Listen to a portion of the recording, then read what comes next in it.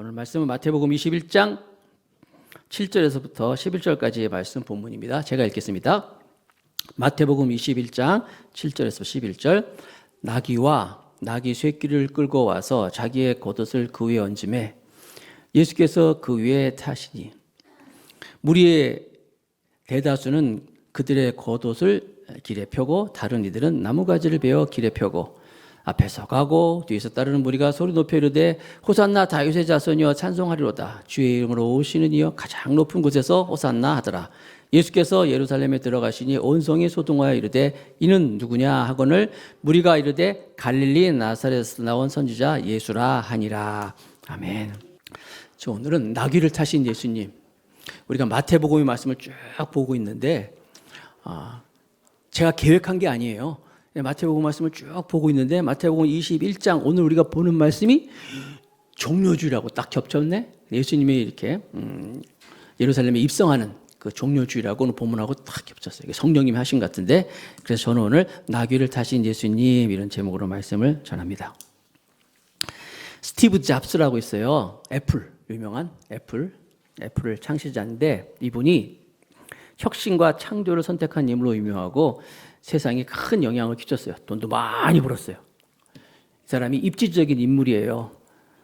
이제 어린 시절은 좀 불우했지만 그래도 이제 나중에 많은 사람들에게 알려지고 그랬는데 이분이 췌장암으로 50대, 56세인가 7세인가 이렇게 돌아가셨는데 마지막 이분이 돌아가시면서 하는 이야기가 병상에 이 췌장암으로 죽었는데 병상에 누워보니까 부와 성공은 아무것도 아니었다. 이런 얘기를 하면서 뭐라 그럴까요? 자기가 성공에 대한 방식에 대해서 좀 선택한 거에 대해서 후회하는 모습을 이제 보여주면서 이제 세상을 떠났습니다. 반면에 똑같이 미국에서 크게 성공한 사람 중에 록펠러라는 분이 있습니다. 존 디 록펠러라고 있는데 이분은 스티브 잡스는 처음에는 이제 성공을 못하고 가난하게 살지만 나중에 부자가 됐지만 이 록펠러라는 사람은 처음부터 돈을 많이 벌었어요. 부를 이제 막 그래서 미국에 엄청난 부를 이룬 사람인데 나중에 이분도 이제 스티브 잡스가 췌장암으로 세상을 떠난 것처럼 이제 그 어떤 암 판정을 받아요. 그런데 암 판정을 받아서 6개월밖에 못 산다 그러는데 이분은 거기서 이제 오히려 이 터닝 포인트가 돼가지고 하나님을 바라보고 자기가 지금까지 벌어온 돈을 오히려 막 나눠주고 선행을 베풀고 막 이렇게 하면서 6개월밖에 못 산다는 사람이 90이 넘도록 살고 이렇게 결과적으로 탐욕의 상징에서 나눔의 상징으로 인생이 바뀌었어요. 상당히 대조적이죠. 스티브 잡스랑 록펠러라는 사람이. 성경에 유다와 베드로가 있는데 가룟 유다는 예수님을 배반하고 나서 후회는 했어요. 후회는 했지만 회개하지 않고 회복의를 갖지 못하고 비참한 최후를 맞았습니다. 반면에 베드로는 예수님을 3번 모른다고 부인했지만 회개하고 나중에 초대교회의 기둥 같은 인물로 세워져요. 똑같은 실패를 했지만 무엇을 선택하냐에 따라서 인생의 결론이 완전히 달라진 것을 볼 수 있어요. 여성 중에 다이애나 왕세자비라고 있어요. 그건 지금 영국의 국왕의 전 부인이죠. 이분이 이제 처음에 결혼할 때는요 온 세상 여자들의 부러움을 다 샀어요. 그래서 그 세인트 필 성당입니까? 거기서 이렇게 막 결혼식 할 때는 전 세계로 막 중계가 되면서 사람들의 사랑도 많이 받고. 근데 결국 이분도 최후는 이제 결국 가정도 이제 이혼도 하게 되고 또 나중에 또 다른 남성과 또 연분을 뿌리다가 파리에서 이제 교통사고로 죽습니다. 그러니까 사랑을 많이 받았지만은 반면에 그 받은 사랑을 가지고 자기의 삶의 선택이 어떻게 하냐에 따라서 이제 달라진 모습을 보는데 또 테레사 수녀라는 분이 있는데 똑같은 여성인데 세상에 어떤 사람들의 관심보다도 가난한 사람들의 섬기는 모습을 통하여 평생 헌신하여서 그 마지막은 노벨상도 받고 존경받는 삶으로 마무리하는 것을 볼 수 있어요. 이것도 다르죠. 사랑을 많이 받던 다이애나 왕세자비 또 테레사 수녀의 오히려 그 사랑을 나눠주는 모습. 히틀러와 넬슨 만델라도 또 비교해 볼까요? 이 두 사람은 역시 권력을 가진 사람이었어요. 그런데 히틀러는 그 권력을 가지고 정말 증오와 또 사는 사람을 지배하는 삶을 살다가 인류 역사상 가장 최악의 비극을 남긴 사람이 히틀러고 넬슨 만델라라는 사람은 같은 권력을 가지고, 물론 이분도 감옥에 오래 갇혔지만 나중에 남아공의 대통령까지 됐지만, 그 대통령을 가지고 오히려 자기를 박해했던 사람들을 포용하고 이래서 이제 국가를 통합하는데 존경받는 지도자가 됐어요. 즉 뭐냐면요, 인생을 살아가면서 우리가 어떤 것을 선택하느냐, 어떤 가치를 가지고 살아가느냐에 따라서 그 사람의 결론도 달라지는 것을 볼 수가 있어요. 오늘 우리가 읽은 말씀에 보면은 하나님의 아들로 이 땅에 오신 예수님께서 세상 사람들이 생각하는 그 선택보다는 다른 것을 선택하시고 그 세상과 다른 선택을 통하여서 그분이 어떻게 구세주로 우리 앞에 나타나는 것을 보여주고 있어요. 사실 이 호산나, 우리가 아는 것처럼 호산나 다윗의 자손 예수여 하면서 막 환영하는, 너무나 잘 알고 있는 말씀이에요. 종료주일 말씀인데, 이 말씀을 가지고 저도 이제 말씀을 준비하면서 곰곰이 묵상했는데, 내용은 쉬운데 가만히 살펴보면 그렇게 쉬운 내용이 아니에요. 예수님이 지금 이제 예루살렘으로 이제 오십니다. 예루살렘에 오셔서 이제 닷새 정도만 있으면 십자가에 못 박혀 돌아가십니다. 자신에게 주신 하나님의 사명을 완수하는 것을 이제 눈앞에 두고 있는데 중요한 시점이죠. 그래서 행동하는 거, 말 하나 하는 거 굉장히 중요한 때인데, 예수님이 그때 예루살렘에 오시면서 어떤 모습으로 예루살렘에 오셨는가, 그것을 가만히 살펴보면은 오늘 우리들에게 성령이 주신 음성이 있어요. 그래서 우리 인생을 살아가면서 특별히 여러분 가운데 혹시 중요한 선택을 하실 분이 있다면, 또 우리가 항상 선택에 의해서 살아가고 있는데 성령님께서 주시는 음성을 가지고 하나님이 기뻐하시는 또 가장 지혜로운 선택, 잠시가 아니라 영원한 하나님의 기쁨이 되는 그런 선택을 하여서 하나님 앞에 설 수 있는 우리 모두가 되길 바라겠습니다. 자, 말씀으로 들어갑니다. 예루살렘으로 이제 점점 오시는데, 오늘 보니까 마태복음 21장 1절 2절 말씀을 제가 읽겠습니다. 그들이라면 예수님하고 그 제자들입니다. 예루살렘에 가까이 가서, 이때 많은 사람들이 예수님을 따라왔어요. 특별히 예수님이 예루살렘에 가신 이유는 유월절이라는 절기를 지키기 위해서 가시는데, 그렇게 유월절 절기를 지키기 위해서 사람들은, 많은 순례자들이 또 이제 예루살렘으로 모이는데, 그때 예루살렘에 보통 한 7만 명 정도가 거주하고 있었다고 합니다.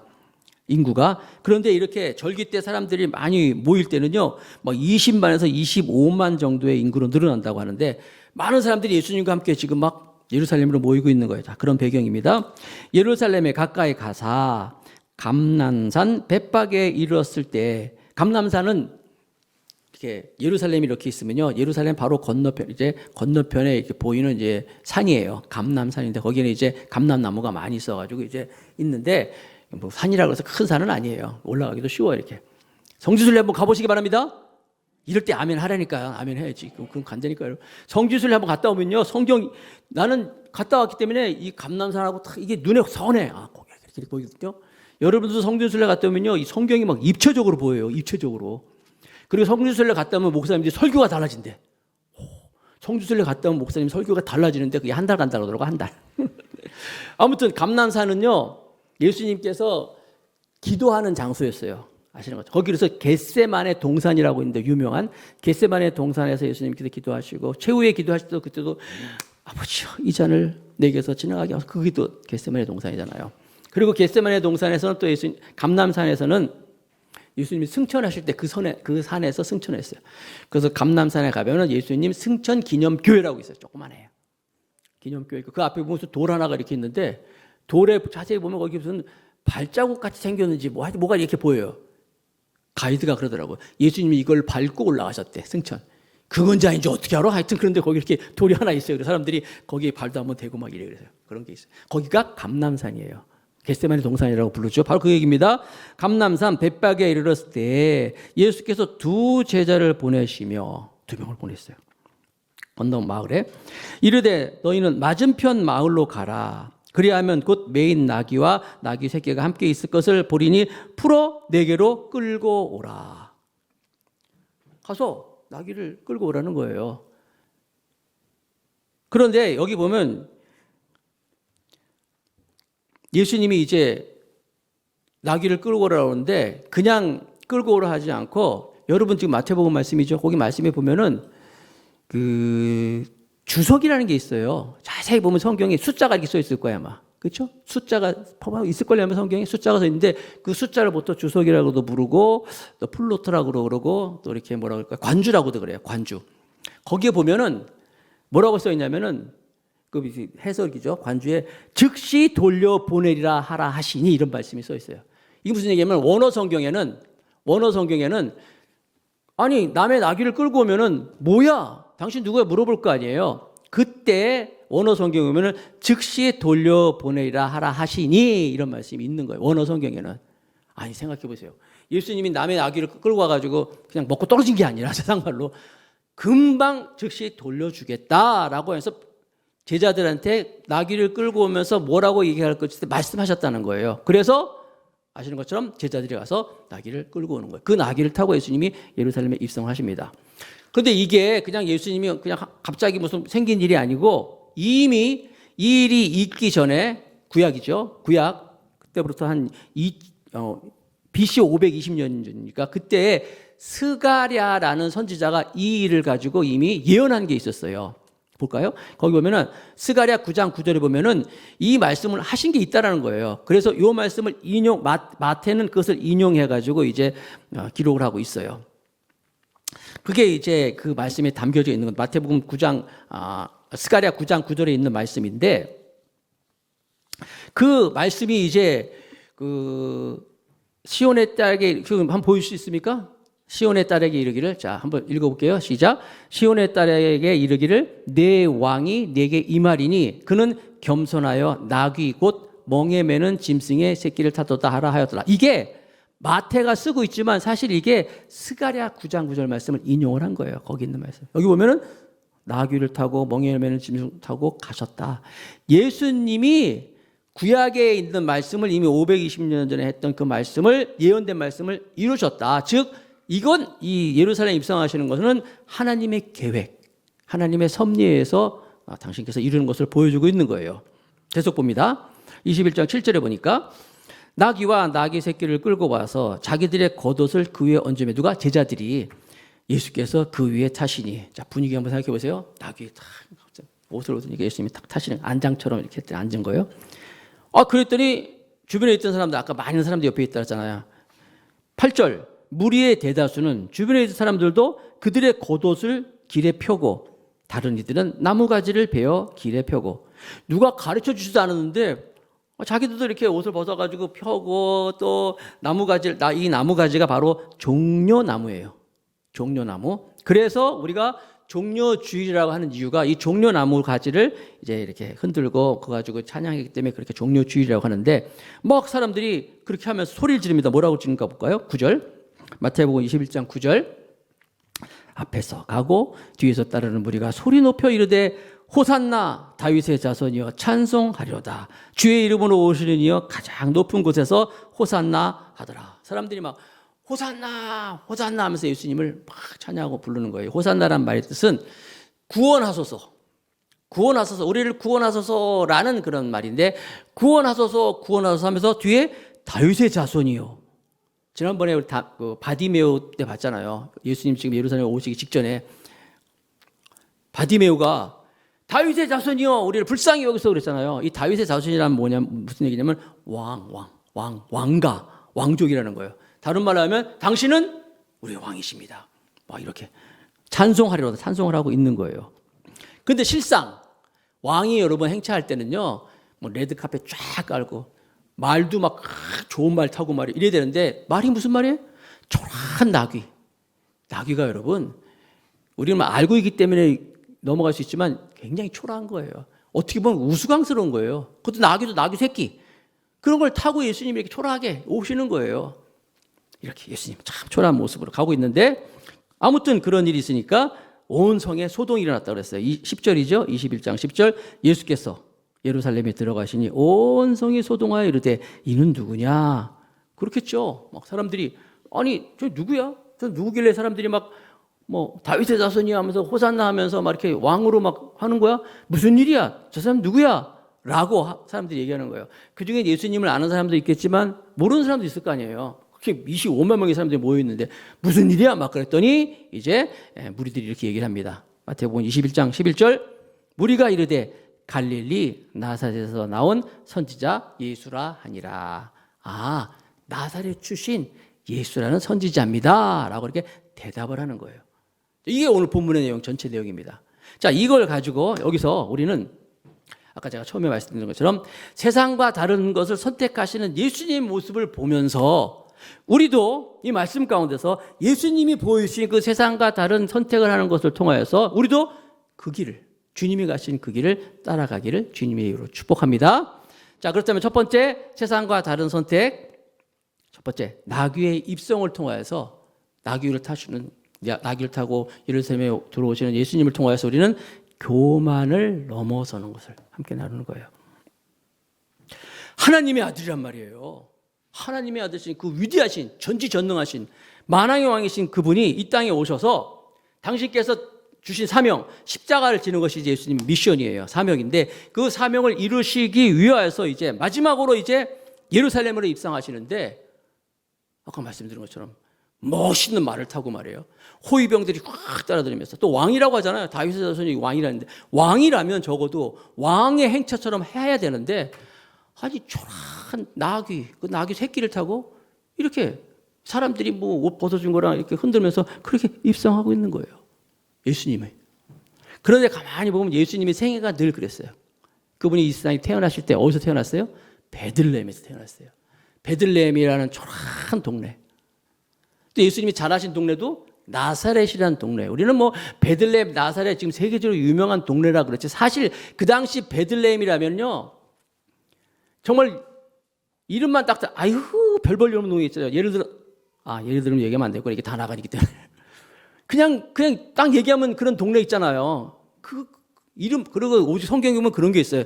예수님이 베들레헴이니까 나사렛 출신이라 그러니까 예수님이 태어나신 곳은 베들레헴이고 자라신 곳이 나사렛인데 성경에도 있어요. 나사렛에서 무슨 선한 것이 나겠느냐 이런 말이 있어요. 정말 볼품없는. 아니 그렇게 태어나실 때도 마국간에서 태어나셨어요. 늘 그분은 어떻게 늘 이렇게 왕같이 물론 왕이시며 선지자면서 제사장 역할을 하는 그런 그리스도이시지만 기름 부음을 받은 그리스도지만 그의 삶에 있어서는 전혀 자기를 드러내지 않고 위험 있게 그렇게 사신 것이 아니라 어찌 보면 초라한 모습으로 그 모습으로 지금 또 이렇게 예루살렘에 입성하시는 거예요. 왜 그랬을까요? 왜 그분은 그렇게 아니 이제 조금만 있으면 십자가를 씌시면서 이제 마지막 얼마 안 남았는데 왜 이렇게 초라하게 예루살렘에 입성하셨습니까? 그 이유가 지난번에 우리가 마태복음 20장에 살펴본 것처럼 마태복음 20장 28절 같이 한번 읽어볼까요? 그때 중요한 말씀이 이러는데 시작. 인자가 온 것은 섬김을 받으려 함이 아니라 도리어 섬기려 하고 자기 목숨을 많은 사람의 대속물로 주려 함이니라. 예수님은 섬김을 받으려고 온 게 아니라 섬기기 위해서 왔다. 섬기기 위해서. 심지어 자신의 목숨까지도 대속물로. 대속물이 뭐예요? 대신 죽는 제물이란 거예요. 내가 너희들 대신해서 내 죽으면서까지 내가 너희를 섬기기 위해서 왔다고 말씀하시는 거예요. 예수님이 오신 목적, 예수님의 인자의 목적, 내가 온 목적은 바로 이거예요. 그런데 이런 말씀을 하시는데 그를 3년 동안 따랐던 제자들은 어떻게 했어요? 그런 마음 없잖아요. 누가 더 높으냐? 천국에서 누가 더 큰 자냐? 그 요한과 야고보는 엄마를 동원해가지고 한편은 우편, 외편 막 이러고 있잖아요. 그 얘기를 듣고 있던 다른 제자들은 우리는 그럼 뭐야? 계속 세상적인 것은 인정받으려고 그러고 높아지려고 막 그러고 있잖아요. 예수님은 그게 아니라는 거예요. 그런 길이 아니라 낮아지는 길, 순종의 길을 가고 있는 거예요. 왜 그랬습니까? 마태복음 20장 27절에 우리가 지난번에 살펴봤어요. 너희 중에 누구든지 으뜸이 되고자 하는 자는 너희의 뭐가? 종이 되어야 하리라. 이거 쉬운 말 아니에요. 종이 되려는 자들이 낮아지는 자들이 오히려 으뜸이 될 수 있다. 이게 하나님의 나라 천국에는 라고 말씀하시는 거예요. 그래서 예수님이 나귀를 타고 입성하시는 모습은 말씀만 그렇게 한 게 아니라 그의 삶으로 보여주고 오늘도 이렇게 실제적으로 예루살렘에 올라가고 있는 거예요. 다시 한번 마태복음 20장 28절 보여주실래요? 마태복음 20장 28절 같이 한번 다시 읽어봅시다. 시작. 인자가 온 것은 섬김을 받으려 함이 아니라 도리어 섬기려 하고 자기 목숨을 많은 사람들의 대속물로 주려 함이니라. 실제적으로 그렇게 사셨던 거예요. 그래서 예수님이 뭐라고 했어요? 마태복음 5장에 보면은 심령이 가난한 자는 복이 있나니 천국이 저희 것이며 심령이 가난하다는 건 뭐예요? 그의 마음이 정말 의지할 게 아무것도 없고 하나님 외에는 내가 바라볼 것도 없고 이래서 가난해지고 가난해진 사람만이 천국이 그 사람의 소유가 될 수 있을 것이다. 여러분, 그래서 우리 여러분들이 세상 사람들이 말하는, 세상 사람들이 선택하는, 세상 사람들이 추구하는 것들을 하면요, 우리가 마음이 가난해질 수가 없어요. 가난해질 수가 없기 때문에 천국도 당연히 누릴 수 없는 거예요. 그러나 낮아지고 예수님처럼 나눠주고 베풀어주고 하면은 마음이 가난하면 예수님이 천국이 하나님의 왕이 된 것처럼 우리도 하나님의 나라를 이루는 그런 하나님의 자녀가 될 줄로 믿습니다. 예수님께서 내가 이렇게 종의 모습으로 보여주기 위해서 올라가시는 거예요. 스펄전 목사님이라고 영국의 굉장히 그 말씀을 유명한 목사님이 계신데, 스펄전 목사님 이런 말씀하셨어요. 인간이 타락하는 출발점의 근거는 교만이다. 그래서 인간이 가진 최고의 적은 교만이다. 교만. 하나님이 가장 싫어하는 것이 교만이잖아요. 교만은 배망의 선봉이요 넘어짐의 앞잡이라고 그랬어요. 우리 더감서에게 성도들은 그 사람 참 교만해, 이런 소리 듣는 게 아니라 그 사람 참 겸손한 사람이야 라고 하면서 예수님을 닮을 수 있는 우리 모두가 다 되시길 축복합니다. 제가 전에 했던 예인데 새로 나오신 분이 계셔서 못 들었을까 봐 또 한 번 할게요. 제가 전에 있던 교회에서 이제 신규 교육자를 뽑았는데, 신규 교육자가 들어오면 이제 성경 시험을 봐요. 이렇게 막 성경 시험을 보고 성경 시험에 합격한 사람이 이제 면접도 하는데, 면접 전에 설교 시험을 해. 설교 시험 5분 메시지를 한번 해보세요. 들어보고 또 찬송 시험도 봐요. 빡세죠. 찬송도 여러분, 찬송 갖고 오라 가지고 아무거나 딱 펴. 예를 들어서 88장. 그럼 이제 반주하고 막 해. 그럼 따라해야 돼. 적어도 교육자는 이 찬송이 노래랑 이거 기본이 돼야 된다 이거죠. 이런 거예요. 아무튼 설교를 하는데 한 이제 신규 교육자가 와가지고 이제 설교를 하는 거, 예비 설교를 하는 거예요. 설교를 하는데 냅다 시작이 이렇게 시작하더라고요. 교만은 빤스와 같습니다. 얼마나 다 끽끽대고 막 웃었지. 뭔 소리야? 제일 늦게까지 안 벗고 입을 때는 제일 먼저 챙겨 입는 게 빤스입니다. 그러면서 교만이 그렇다는 거야. 교만이 그렇게 안 버리대. 딴 건 다 버려도 끝까지 가지고 있다가 나중에 그리고 챙길 때는 제일 먼저. 말 되죠? 네. 그 사람 떨어졌어. 떨어졌는데 아직까지 몇십 년 지났는데 그게 기억나. 교만이 그래요, 여러분. 여러분들도 이 시간에 내가 교만하지 않아요. 아니에요. 이게 교만이 그렇게 버리지가 안 돼. 여러분, 실은 우리가 살면서 힘든 게 뭐예요? 내가 누구한테 무시를 당했다. 얼마나 힘들어요. 내가 정당한 대우를 받지 못했다. 왜? 내가 누군데? 내가 어떤 사람인데? 여기서부터 교만이 여러분 있는 거예요. 아담과 하와가 타락을 했는데, 타락할 때 뱀이 와가지고 그랬어요. 하와에게. 저 선악을 알게 하는 실과를 먹지 말라 그러니까 먹으면 죽는다 그랬어요. 그랬더니 아니야, 먹어봐. 먹으면 너 하나님처럼 될 거야 그랬어요. 그랬더니 하와가 딱 봤더니 매일 보던 건데, 매일 보던 나무인데 그 얘기를 들으니까 먹음직스럽고 보암직스럽고 탐스럽기도 하고 뭐 이렇게 보이는 거예요. 또 특별히 뭐라고? 하나님처럼 된다네. 하나님처럼 돼? 그래서 인류가 타락이 시작된 거예요. 뭐 때문에? 인간이 인간의 자리를 지켜야지 자기가 무슨 하나님처럼 되려고 그래. 이게 교만이거든요. 거기서부터 타락이 시작되고 교만이 시작된 거 아니에요. 하나님이 교만을 제일 싫어하세요. 바벨탑이라고 있어요. 창세기 11장입니까? 바벨탑 사람 바벨탑을 쌓습니다. 왜? 바벨탑을 왜 쌓습니까? 탑을 쌓는 게 죄가 아니에요. 창세기 11장 4절에 한번 보세요. 또 말하되 성읍과 탑을 건설하여 그 탑 꼭대기를 하늘에 닿기까지 하여 다 같이 우리 이름을 내고 온 지면에 흩어짐을 면하자 하였더니, 요 창세기 11장 바로 앞에 뭐가 있냐면 노아의 방주 사건이 있었어요. 노아의 방주 사건이 나가지고 막 사람이 막 멸망했잖아요. 그러니까 야, 높이 탑을 쌓자. 어떤 홍수가 오더라도 버틸 수 있는 탑을 쌓자. 그래가지고 우리 이름을 내자. 우리 이름을 내서 지면에 흩어짐을 면하자. 교만한 거 아니에요. 하나님이 그래서 너무너무 싫어서 이제 그 바벨탑 사건에서 말을 막 확 섞어버렸어요. 말 섞은 거 아시죠? 그래가지고 말이 안 통해. 그래가지고 이제 영어도 생기고 이렇게 나라 말이 생긴 거예요. 나는 바벨탑 사건만 볼 때마다 성질이 나서 정말.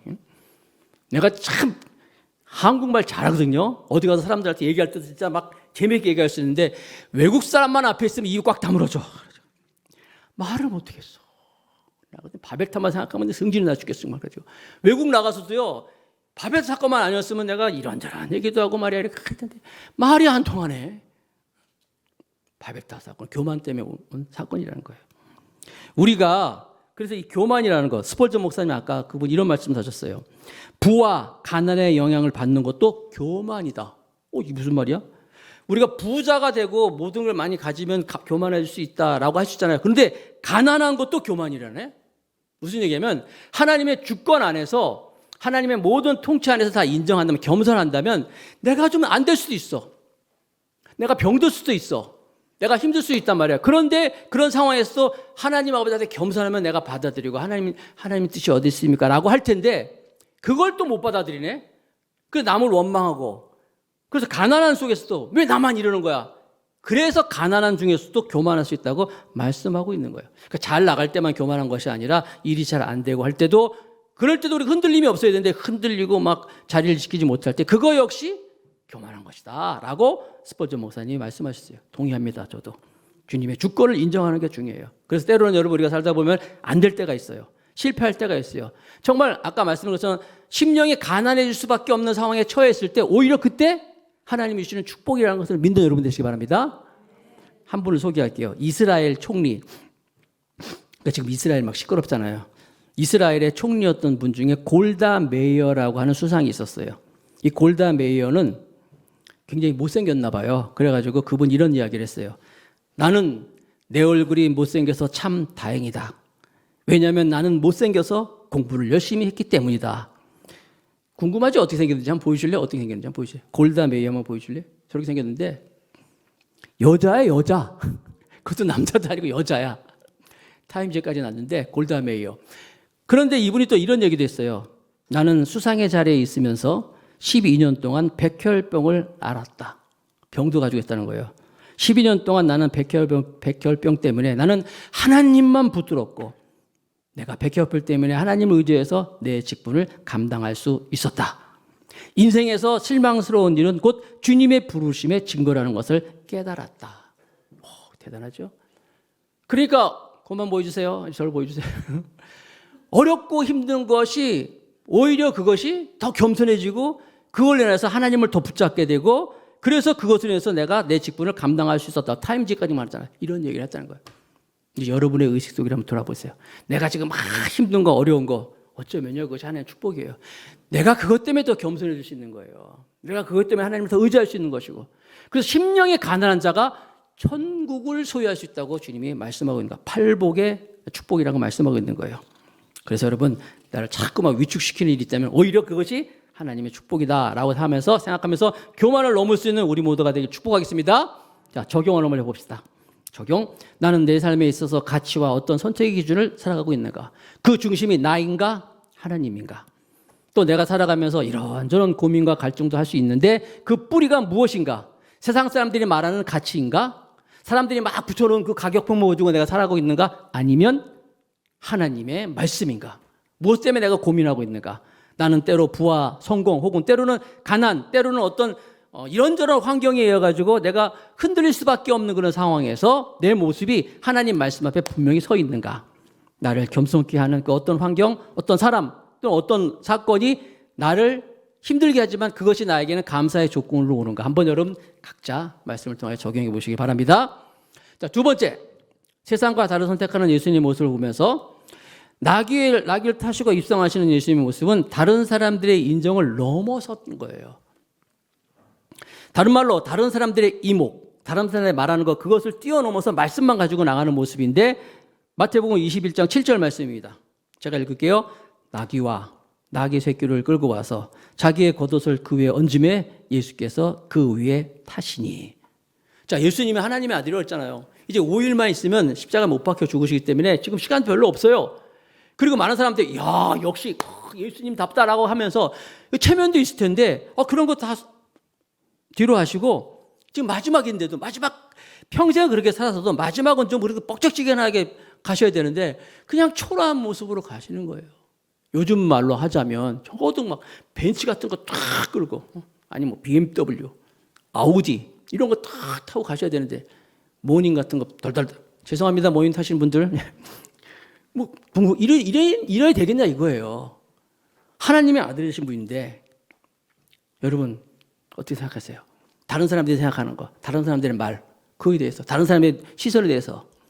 제가 개척을 하면서 가장 처음에 힘들었던 게, 전에 있던 교회에서도 그래도 큰 교회 아닙니까? 큰 교회에서 부목사로 말이야 오랫동안 있다가 이제 개척을 하는데 이게 갑자기 나오게 됐거든요. 개척을 준비한 게 아니었어요. 그래서 갑자기 이제 나오게 돼가지고 하는데 아무 생각이 없었는데 그때 청년 한 10명도 안 됐어요. 청년 몇 명이 와가지고 목사님 그래도 목사님 우리 같이 좀 기도하고 해야 되지 않겠어요? 하면서 이제 개척 준비 기도를 하면서 이제 더 감사 교회가 생겼는데 그때 사실 제가 힘들었던 게 야, 사람들이 날 뭐라 그럴까? 뭐 이런 거 있잖아요.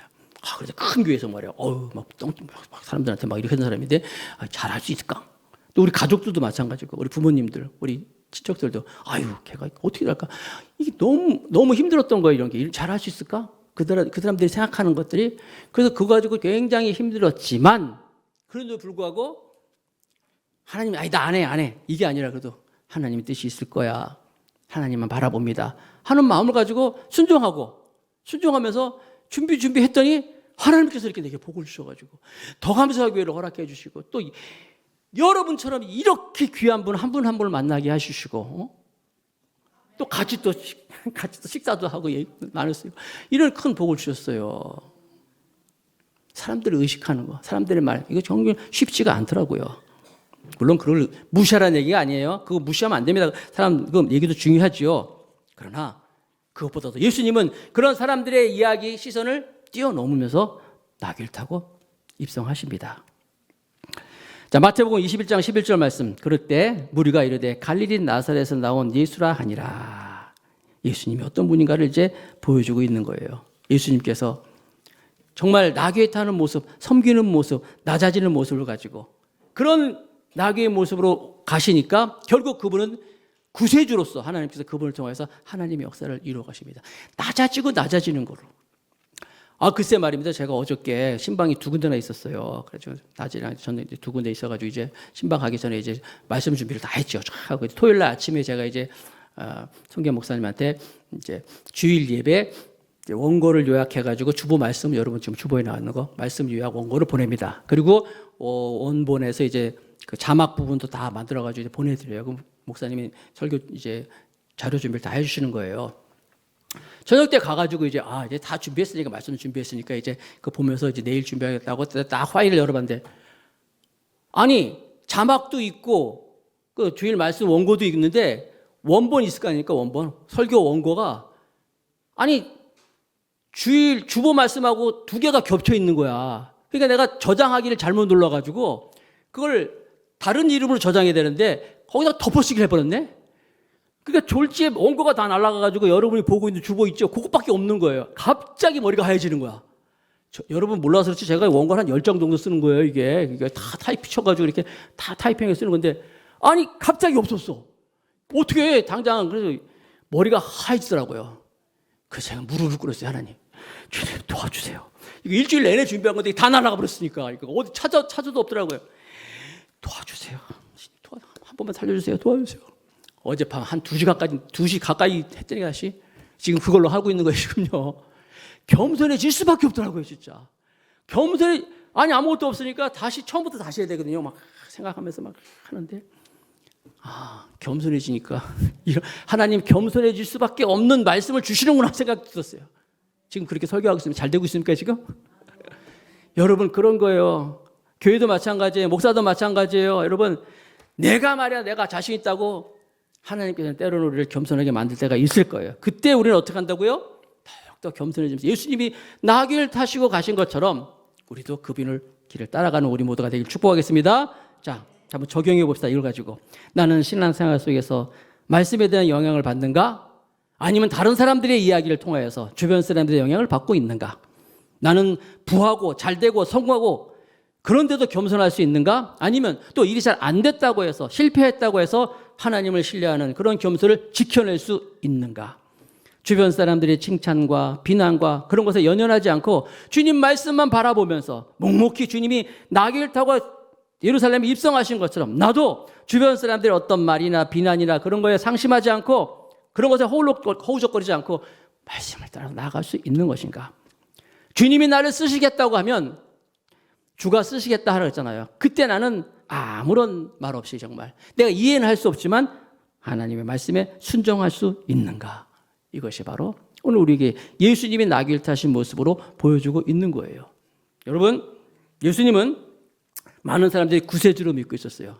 구세주로 믿고 만왕의 왕이신 그분이 나귀를 타시고 이제 예루살렘에 입성하셔서 이제 십자가를 지십니다. 우리가 나귀를 타신 예수님의 모습을 보면서 이 모습을 보면서 내가 얼마나 교만했는지, 내가 얼마나 사람들의 이야기와 평가에 목매였는지를 한번 보면서 그 모습이 바로 내 모습이다. 우리의 모습이다. 인정하면서 나도 예수님이 가신 그 길, 나귀를 타고 가시는 겸손의 모습을 가지고 나도 주님을 따라감으로 말미암아 주님이 주신 사명 감당하고 심령의 가난한 모습으로 천국을 소유할 수 있는 복된 귀한 우리 더감석의 성들이 다 될 수 있기를 주님의 이름으로 축복하겠습니다.